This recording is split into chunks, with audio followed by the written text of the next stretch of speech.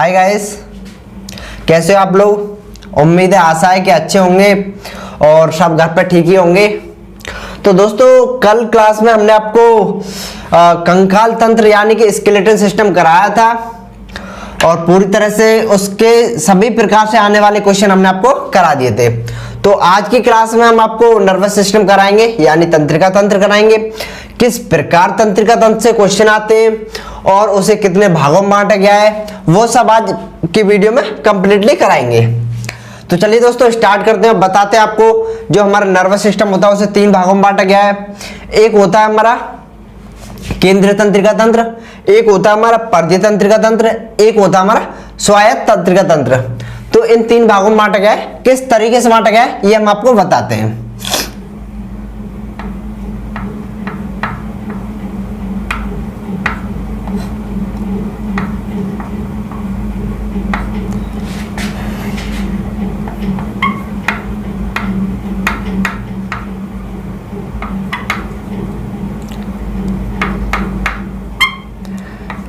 Nervous system, अब मैं आपको बताता हूं इसे जिन 3 भागों में बांटा गया उन किन नाम से जाना जाता है। जैसे कि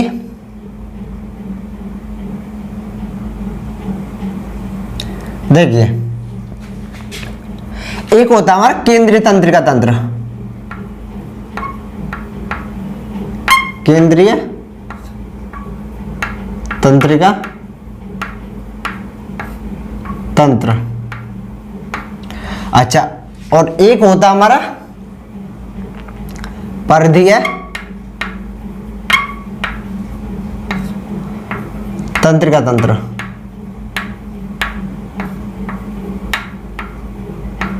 अच्छा, और जो लास्ट वाला होता है वो होता है हमारा स्वायत्त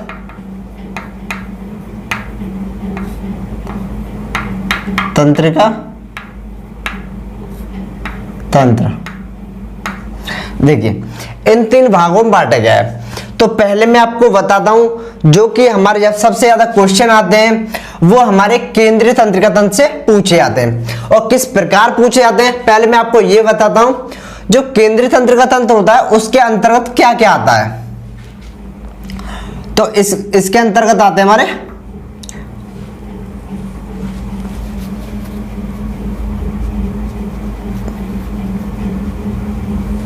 देखिए, इसके अंतर्गत आते हैं हमारे मस्तिष्क और मेरुरज्जु।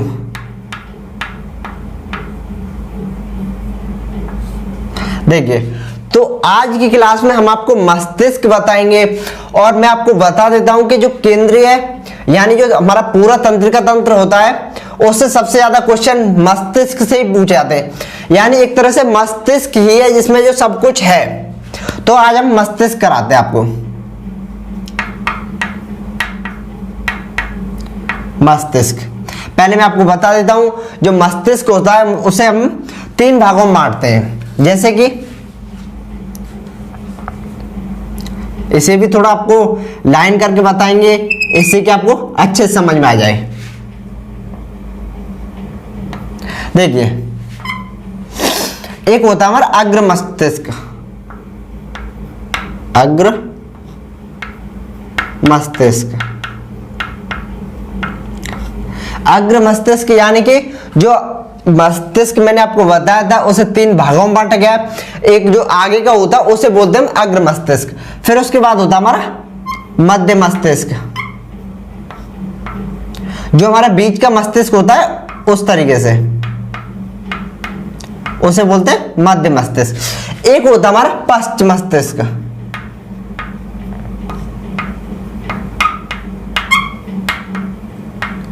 देखिए जो हमारे पीछे का मस्तिष्क होता है उसे बोलते हैं पश्च मस्तिष्क।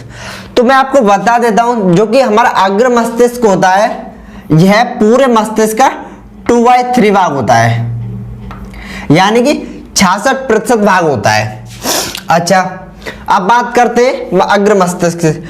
तो इन्हें भी 2 भागों में बांटा गया है। मैं आपको बताऊंगा कि हमारे जो मस्तिष्क के जो भाग होते हैं उन्हें भी 2 भागों में बांटा गया है और कौन सा भाग क्या कार्य करता है। जैसे कि मैं आपको लिखाता हूं, इसे 2 भागों में बांटा गया है।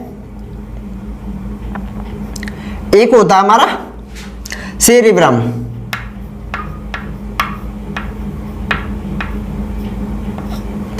और एक होता है हमारा डाईएन्सेफेलॉन।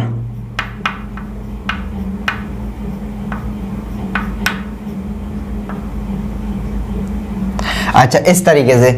इसी तरह जो हमारा मध्य मस्तिष्क होता है इसे भी दो भागों में बांटा गया है। देखिए, एक होता है हमारा सेरिब्रेल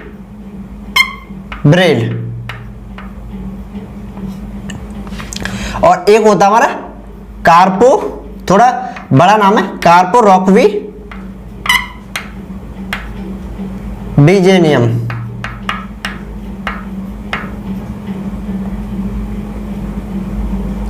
कार्पो रॉक्वी बीजेनियम, तो मैंने आपको बता दिया।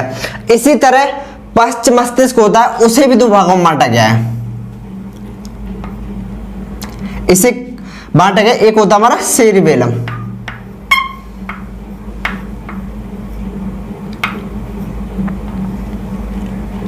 सॉरी बेलम नहीं होता, बेलन होता है।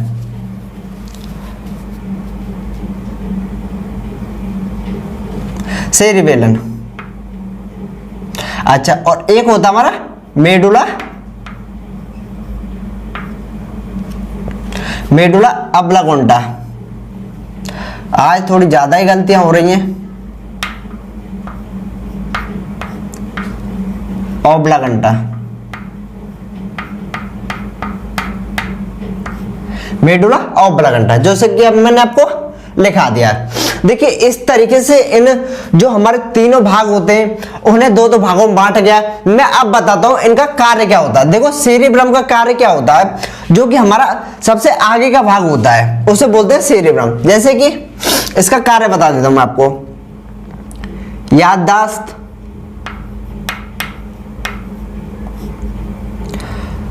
इच्छा शक्ति,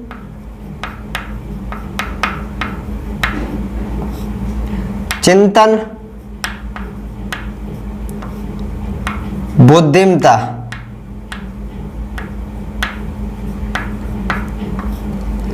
का केंद्र होता है। ये बुद्धिमत्ता का केंद्र कहलाता है। अब देखिए किस प्रकार कहलाता, क्यों कहलाता है, ये मैं आपको बताता हूं। देखिए, ऐसा होता है, मैंने आपको बताया याददाश्त, इच्छा शक्ति, चिंतन या बुद्धिमत्ता का केंद्र क्यों कहलाता है, क्योंकि जो ये कार्य होते हैं, ये जो क्रियाएं होती हैं, बुद्धिमत्ता, याददाश्त या चिंतन की और या इच्छा शक्ति की जो क्रियाएं होती है, वो हमारा अगला मस्तिष्क कार्य करता है। जैसे कि मैं आपको एक प्रैक्टिकली आप ही की एक एक्टिविटी होती है जो मैं आपको ध्यान दिवा देता हूं।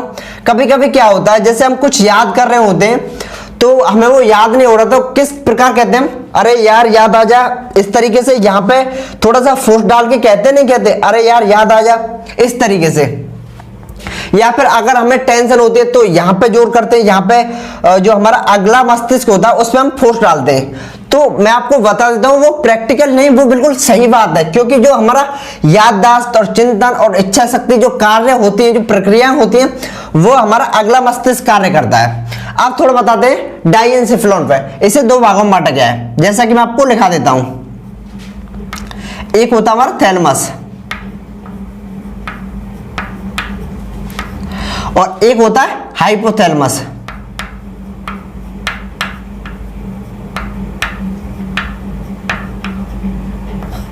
देखिए, जो थैलेमस होता है वो क्या कार्य करता है, यह करता है जैसे कि ठंडा,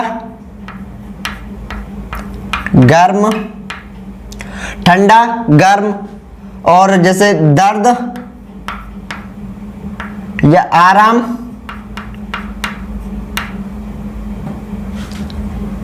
महसूस कराता है,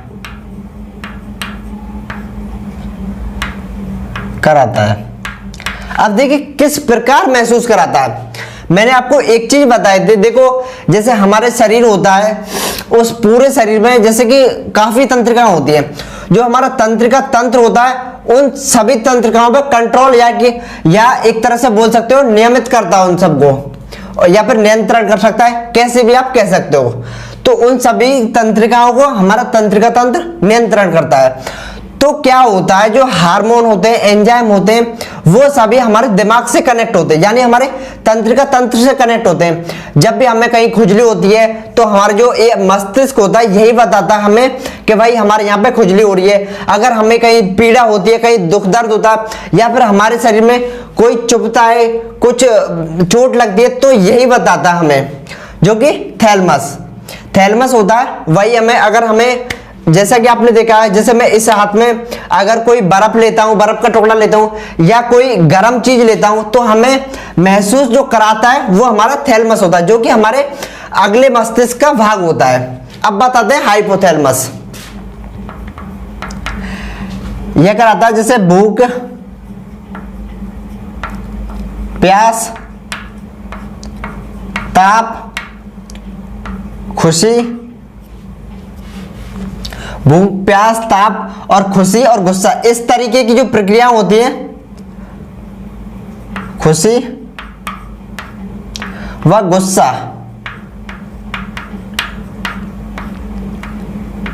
तो देखिए इस तरीके की जो प्रक्रिया होती है वो हमारा जो हाइपोथैलेमस भाग होता है वह महसूस कराता है हमें। मैं आपको बता देता हूं, जो हमारा मस्तिष्क होता है उसे 3 भागों में बांटा गया है, और उन्हें 3 भागों से भी काफी और भागों में बांटा गया है। जैसा कि मैंने आपको लिखा दिया है, उन सभी के कार्य इस प्रकार होते हैं। देखो ये दो होते हैं, एक होती है हमारे कार्पोरॉक्विडिजेनिया और एक होती है सेरिबेलम और एक होती है हमारी मेडुला ऑब्लांगेटा। तो देखो सेरिब्रल और कार्पोरॉक्विडिजेनिया होती है, इससे कोई क्वेश्चन नहीं आता है और ज्यादातर इससे कुछ पूछा भी नहीं जाता है। काफी अगर आप रिकॉर्ड या हिस्ट्री चेक करेंगे तो भी नहीं आता है। हाँ इससे जरूर आता है। इससे क्या क्वेश्चन आता है, यह शरीर का संतुलन बनाए रखती है।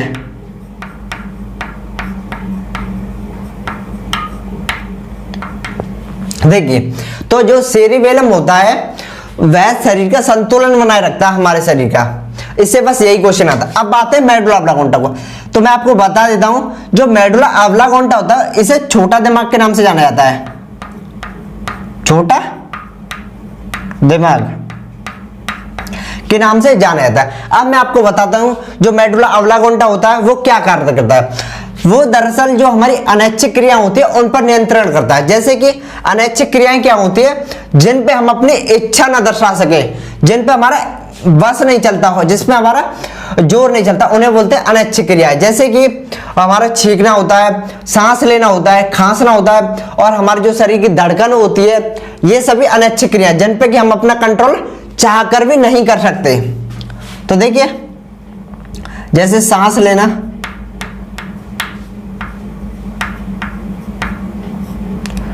खांसना, छींकना और हमारी धड़कन,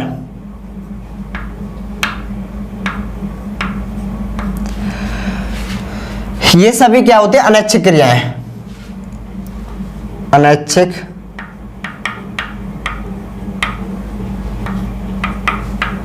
क्रियाएं। तो देखो अनैच्छिक क्रिया होती है वो हमारे मेडुला ऑब्लांगेटा कराता है और वही उन्हें महसूस करता है और वही उन्हें कराता है। तो देखो ये मैंने आपको बता दिया है किस तरीके से इन्हें भागों में बांटा गया था और किस तरीके से हमारा कौन सा जो मस्तिष्क का भाग होता है वो क्या कार्य करता है, जो कि मैंने आपको पूरी तरह से बता दिया है। तो अब बात करते हैं मस्तिष्क या तंत्रिका तंत्र से संबंधित जो हमारे फैक्ट बनते हैं वो किस प्रकार बनते हैं। उससे पहले हमें इसे मिटाना होगा, तो मिटा देते हैं, फिर उसके बाद बताते हैं। हाँ तो दोस्तों अब हम आपको फैक्ट बताने वाले थे। जैसा कि हम बता रहे हैं किस तरीके से फैक्ट और बनते।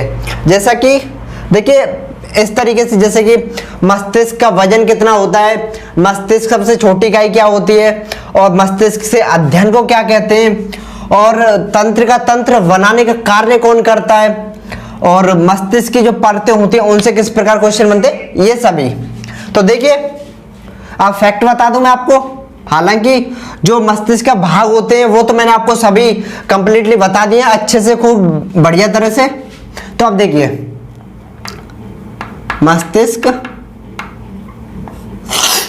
मस्तिष्क में 12 जोड़ी तंत्रिकाएं होती हैं।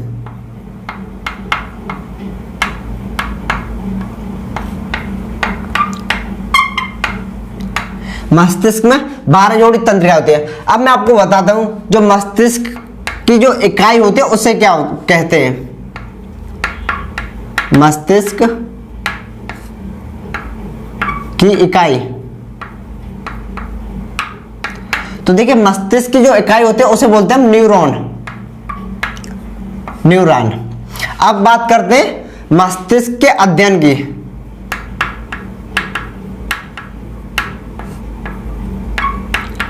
अध्ययन, तो मस्तिष्क से अध्ययन को कहते हैं हम न्यूरोलॉजी। थोड़ा बता देते हैं, मस्तिष्क का वजन कितना होता है।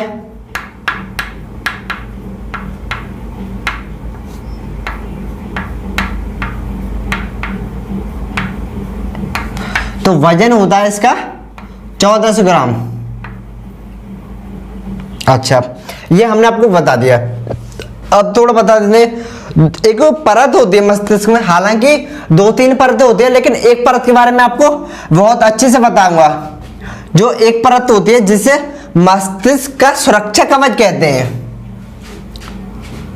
मस्तिष्क का सुरक्षा कवच के नाम से जानते हैं, कवच। तो वो कौन सी परत होती है? वो होती है मेनिंजस नहीं,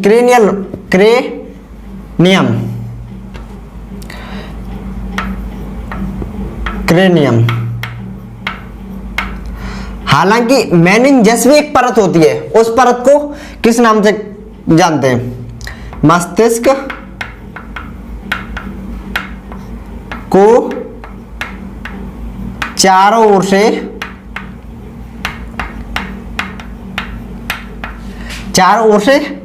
घेरे हुए, तो कौन सी परत है वो? मेनिंजस।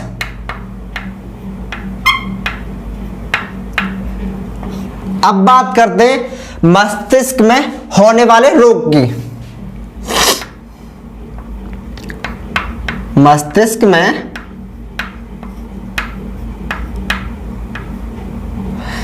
में होने वाला रोग, तो कौन सा रोग होता है मस्तिष्क में?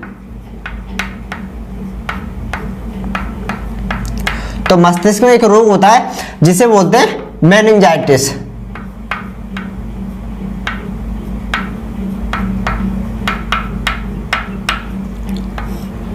और मैं आपकी जानकारी के लिए बता दूं, देखो मस्तिष्क को जो परत घेरे हुए होती है वो होती है मेनिंजस, और जो रोग होता है वो होता है मेनिंजाइटिस। इससे आपको थोड़ा बहुत तो समझ में आ रहा होगा, जो रोग होता है वो इस परत में होता है, और परत कहां पे होती है? मस्तिष्क में होती है, तो इसलिए उसका जो नाम होता है वो मेनिंजाइटिस होता है। और जो मस्तिष्क में एक और परत होती है जो होती है क्रेनियम, जो कि मैंने आपको लिखा दिया है, जो कि मस्तिष्क में सुरक्षा कवच का कार्य करती है, यानी कि बाहरी आघातों से बचाव के लिए होती है। बाहरी आघातों से बचाव।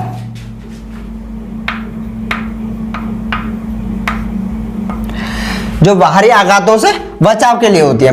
अब थोड़ा बता देते हैं, देखिए जो तंत्रिका तंत्र को बनाने का कार्य करती है वो कौन करता है?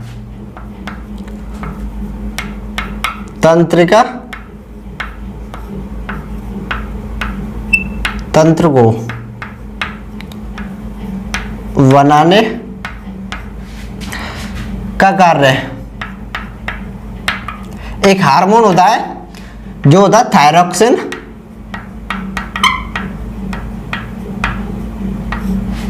थायरॉक्सिन हार्मोन के नाम से जिसे हम जानते हैं। तो दोस्तों जैसा कि मैंने आपको देखा होगा, हमारे अध्ययन होता है और इकाइयां होती है और ग्राम वजन, काफी कुछ मैंने आपको बता दिया है। इस तरीके के फैक्ट हमारे बनते हैं। और जो अबलागोंटा होता है, जो कि मेडुला अबलागोंटा होता है, जिसे छोटा दिमाग के नाम से जाना जाता है, जो कि मैंने आपको इससे पहले पार्ट में करा दिया है, यानी कि इसे मिटाने से पहले आपको करा दिया था। तो ये फैक्ट बनते हैं जो कि मैंने आपको लिखा दिए। तो चलिए आज की क्लास में तंत्र का तंत्र पूरी तरह से कंप्लीट करा दिया। और जो कि मैंने आपको बताया था 2 भाग और होते हैं जो तंत्र का तंत्र के होते हैं, और मैं आपको इतना सा बताना चाहता हूं कि उनसे कुछ भी क्वेश्चन नहीं आते हैं। आज तक के रिकॉर्ड में बहुत ही कम क्वेश्चन आते हैं, तो इसलिए कराना फिजूल था, उसे बिल्कुल ही फिजूल था, इसलिए मैंने नहीं कराया। लेकिन सबसे ज्यादा क्वेश्चन मस्तिष्क से पूछे आते हैं जो कि मैंने आपको करा दिया है। तो चलिए दोस्तों, विदा लेते हैं और अगली वीडियो में फिर मिलते हैं आपसे कोई एक नए टॉपिक के साथ। धन्यवाद।